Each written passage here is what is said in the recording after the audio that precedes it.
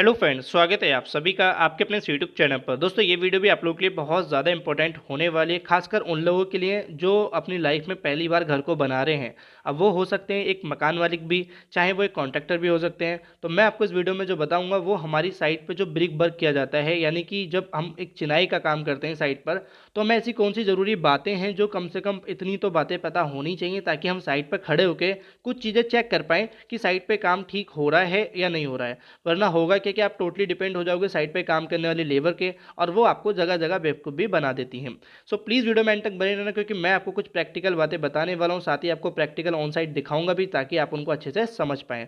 तो यहाँ पे हम अगर बात करें पहली बात की या पहले पॉइंट की, तो वो चीज़ें हमेशा से बेसिक रही हैं और वो आपको हमेशा चेक करना है। वो ये है कि जो आपकी साइट पे काम चल रहा होता है, आप दीवार पे काम कर रहे हैं, दीवार बना रहे हैं, तो जो ईंटों का इस्तेमाल किया जाता है क्या वो अच्छे से क्यूरिंग हो चुकी है उनकी, नहीं, यानी कि उनको तराई आपको प्रॉपर दे दी है आपने या नहीं। अब यहाँ पे होता क्या है ना कि बहुत कम लोग क्या करते हैं कि तराई देते हैं, इस चीज़ पे ध्यान नहीं देते। बट अगर आप तराई नहीं करोगे, ईंटों को गीला करके नहीं लगाओगे, तो वो मसाले के साथ उतनी पकड़ नहीं बना पाएंगे अच्छे से जितनी बनानी चाहिए, जिस वजह से कभी कभी दीवारों में क्रैक आने के चांसेस भी हो जाते हैं। तो पहला पॉइंट आपको यही ध्यान रखना है, जो रहेगा आपके लिए बेसिक लगेगा। अब हम बात करते हैं दूसरे पॉइंट की।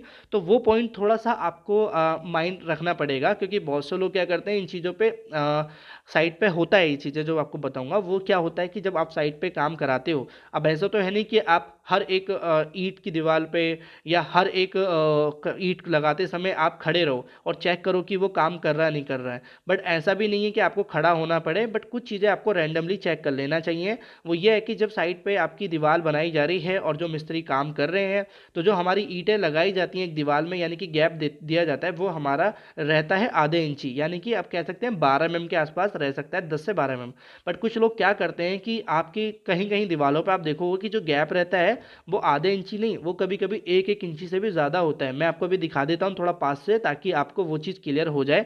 तो सामने वाली जो दीवार आप देख रहे हो, यहाँ पर आपको कुछ ईंटें या कुछ लाइनिंग आपको ऐसे दिख रही होंगी, जहाँ पर जो गैप है, यानी जो मसाला लगाया गया है एक ईंट से दूसरे ईंट के बीच में, वो 1-1 इंची से काफ़ी ज़्यादा लगाया गया है। अब यहाँ पे ये होता किस कारण है, देखो आप देख पा रहे हो कि देखो साइट पे काम करते समय क्या होता है कि कभी कभी थोड़ा टाइम हो जाता है लेबर मिस्त्री को, तो वो देखते हैं कि टाइम ज़्यादा हो गया है, और उस वजह से वो लोग जो मसाला बचा होता है उसको फेंक तो नहीं सकते, बट वो कहीं ना कहीं अंधाधुंध करके वो दीवार में पोत देते हैं या कंजप्शन कर देते हैं। अब ये सारी चीज़ें क्या होती हैं, जब आप ये चीज़ मॉनिटरी करोगे तो आप अपने अनुसार ही ये चीज़ें काम कराओगे। आप देख पाओगे कमियां कमियां तो होती हैं, लेकिन आपको पता तो होना चाहिए ना कि कमियां हो क्या रही हैं। अगर आपको पता होगी तभी तो वहाँ पे आप उन चीज़ों को करेक्ट कर पाओगे, तभी तो उन चीज़ों से बोल पाओगे। तो ये चीज़ें आपको चेक करनी है साइट पे। अगर मैं नेक्स्ट पॉइंट की बात करूँ, तो ये पॉइंट देखो आपको ध्यान तो रखना है। अगर एक मकान मालिक है तो हो सकता है कि आप इस चीज़ को खुद से चेक ना कर पाओ, बट आप रैंडमली करा सकते हो। वो है प्लम्बोब। प्लम्बोब को साइड भाषा में देखो, आप जो देख पा रहे हो मेरे हाथ में, ये साउल है, ये इसी को साउल बोलते हैं और प्लम्बोब भी टेक्निकली इसको बोला जाता है। अब इसका काम क्या होता है कि आपको दीवार पे रख के चेक करना होता है कि दीवार हमारी सीधी चल रही नहीं चल रही। ये हर एक चीज़ से आप कॉलम है, बीम है, सबको चेक कर सकते हैं, जिससे आप वर्टिलिटी चेक कर पाते हो किसी भी चीज़ की। तो ये भी आप चेक कर सकते हो रैंडमली, ऐसा नहीं कि हर बार चेक करो, बट कभी भी बीच में बोल सकते हो कि मिस्त्री से कि भाई आप करके दिखाओ आपकी अगर दीवार सीधी है या नहीं। अब वरना होता क्या है कि पता चला कि आपकी साइड पे काम कर रहा है आज आज एक मिस्त्री, और 10 दिन बाद दूसरा मिस्त्री आ गया, तो वो ये बोलेगा कि ये किसी और ने दीवार बनाई है। ये होता है, ठीक है।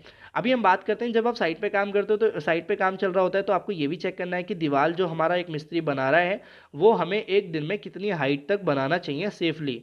अब यहाँ पे होता है क्या ना कि देखो, जो हमारी दीवार की हाइट रहती है, मैं अगर आपसे बोलूँ तो 4 फीट से ज़्यादा आपको दीवार की हाइट एक दिन में नहीं बनाना चाहिए।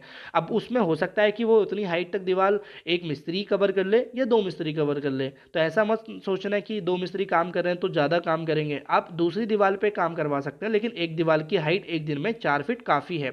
अब ये मैं इसलिए बोल रहा हूँ क्योंकि अगर आप मान लो ज़्यादा दीवार की हाइट को रख देते हो, तो होगा क्या कि जैसे मान लीजिए कि दीवार की टॉलरेंस की वजह से ज़्यादा हाइट होने की वजह से वो झुक सकती है। और रियर केस कुछ ऐसे भी देखे गए हैं कि कभी कोई 4 इंची की दीवार को 8-8, 9-9 फीट एक ही दिन में बना देता है, तो वो सुबह तक गिर भी जाती है। ये अक्सर ऐसा हो जाता है, हुआ भी है, तो मैं आपको बता रहा हूँ। तो ये चीज़ें चेक करनी है, 4 फीट काफ़ी है। उसके बाद हमें जो साइड पे मसाला बनाया जा रहा है हमारे किसी भी ब्रिक वर्क के लिए, तो वो अगर 9 इंची की बात करें तो आपको 1:6 का अनुपात बनाना है, यानी कि 1 आपका सीमेंट, 6 आपका रेत, ये दो मिक्स करके आपको 9 इंची के लिए बनाना है। और 4 इंची की दीवार है तो आप उसमें 1:4 का अनुपात बनाएंगे, वही सही सेम अनुपात, 1 सीमेंट 4 हमारा रेत। ये दोनों आपको देखने हैं और कभी कभी आपको रैंडमली खड़े होकर चेक करना है कि साइड पे मिल क्या रहा है। अगर ये चीज़ चेक करोगे तो काफ़ी ठीक रहेगा। अगर मैं नेक्स्ट पॉइंट की बात करूं जो सबसे ज़्यादा इंपॉर्टेंट है, वो ये है कि जब हमारी लॉन्ग वॉल होती है, यानी कि जो हमारी 9 इंची की वॉल होती है, बड़ी वॉल होती है, उसके बीच में हम कुछ पार्टीशन करते हैं जो कि क्रॉस वॉल होती है, जैसे कि आप देख पा रहे हैं। तो 4 इंची की दीवार 9 इंची की दीवार में कनेक्ट हो रखी है, तो यहाँ पे देखो होल फास्ट छोड़े गए हैं, जैसे आप ऊपर देखोगे उसके बाद ही इसमें कनेक्ट की गई है। बट कुछ लोग क्या करते हैं कि जो दीवार होती है उसको ज्वाइन करते समय किसी भी जो मेन दीवार रहती है उसमें कोई होल फास्ट नहीं छोड़ते, यानी कि कुछ जगह नहीं छोड़ते जिससे हम 4 इंची की दूसरी दीवार को, पार्टीशन को कनेक्ट कर पाएँ। ये चीज़ सेम 9 इंची की दीवार में 9 इंची की बॉल आप जोड़ रहे हो तब भी आपको ध्यान रखनी है। आप इसमें देख पाओगे इस दीवार में कोई भी नहीं करा है, बस ऐसे ही पास से दीवार खड़ी कर दी है। अब होगा कि यहाँ पे कि आगे चल के प्लास्टर करते समय यहाँ पे गैप रहेगा और हो सकता है कि क्रैक भी आने के चांसेस ज़्यादातर होंगे यहाँ पे।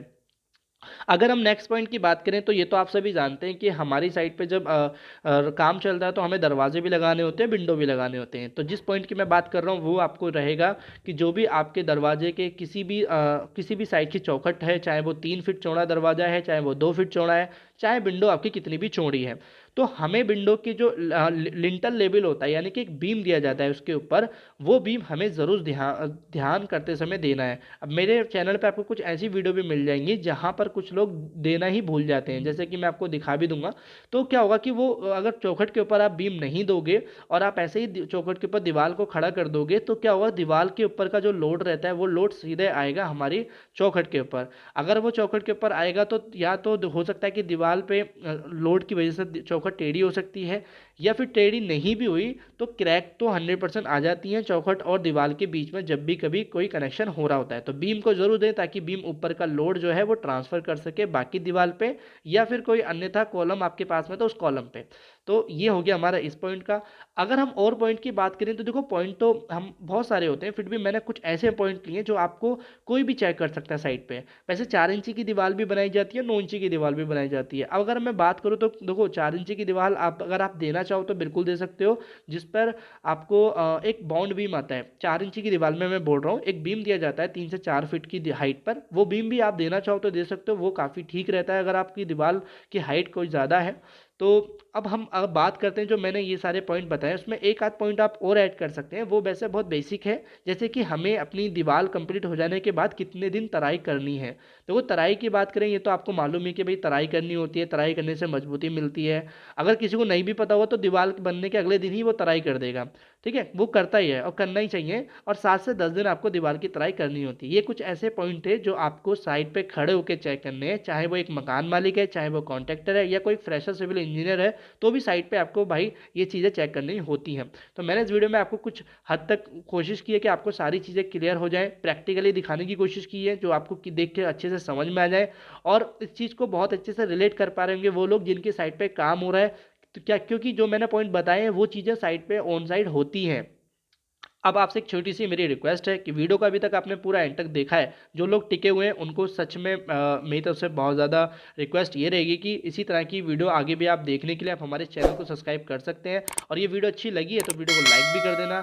अगर आपका कोई भी सवाल है तो इंस्टाग्राम पर मैसेज कर सकते हैं, मैं उसका लिंक आपको डिस्क्रिप्शन में या फिर वीडियो के पहले कमेंट में दे दूंगा। एक रिक्वेस्ट और है आपसे कि हमारा एक न्यू चैनल भी है जिसपे हम कंस्ट्रक्शन कंप्लीट हो जाने के बाद हाउस की वीडियो डालते हैं, जो हमारी कंप्लीट वीडियो रहती है, जिसमें फ्रंट एलिवेशन होते हैं, किचन मॉडलर किचन के डिज़ाइन होते हैं, पूरे घर के डिज़ाइन होते हैं, तो उनसे आपको आइडिया भी मिलेगा। तो जाके उसको भी सब्सक्राइब कर लेना, उसका लिंक भी मैं पहले कमेंट में दे दूंगा।